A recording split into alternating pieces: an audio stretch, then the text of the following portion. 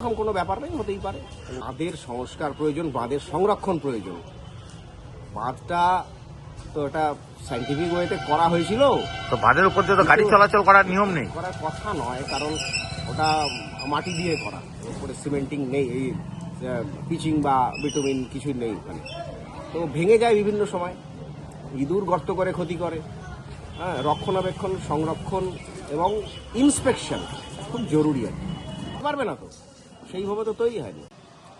এবং ওটা একটা অদ্ভুত জায়গা, ওখানে একদিকে মেখলিগঞ্জ মহকুমা পড়ছে, আরেকদিকে ধূপগুড়ি একটা জাংশন, বিভিন্ন পুলিশ স্টেশনের আওতায় ওই জায়গাটা। সুতরাং ওই জায়গায় একটা ক্রিটিক্যাল জায়গা আর কি, সেখানে পৌঁছানো সবসময় প্রশাসনের পক্ষে সম্ভব হয়ে ওঠে না। কার এটা বোঝা মুশকিল হয়ে যায় অনেক সময়।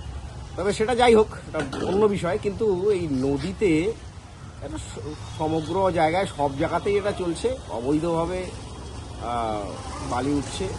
গভর্নমেন্ট তো রয়্যালটি সব জায়গা থেকে পাচ্ছে না।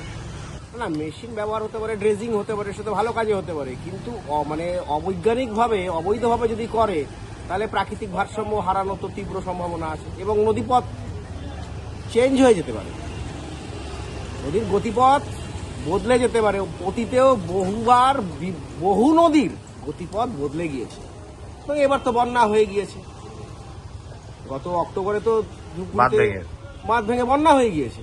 তো আগামীতেও হবে না। এই সরকার 15 বছর ধরে যে ক্ষমতা এসেছে, ক্ষমতার আসার পর থেকে তাদের দুর্নীতি এবং তোলাবাজি সমস্ত কিছুর সাথে জড়িত।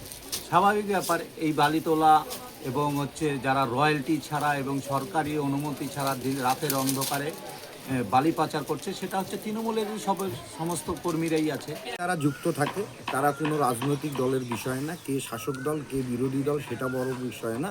এরা যে কাজটার মধ্যে যুক্ত থাকে তারা সমাজ বিরোধী। এদের বিরুদ্ধে অবশ্যই প্রশাসনকে আমরা অনুরোধ করব, যেই এর মধ্যে যুক্ত থাকবে, যেই দল করুক, তৃণমূল করুক, বিজেপি করুক, যেই দলের কেউ যদি যুক্ত থাকে তার বিরুদ্ধে ব্যবস্থা নিতে হবে।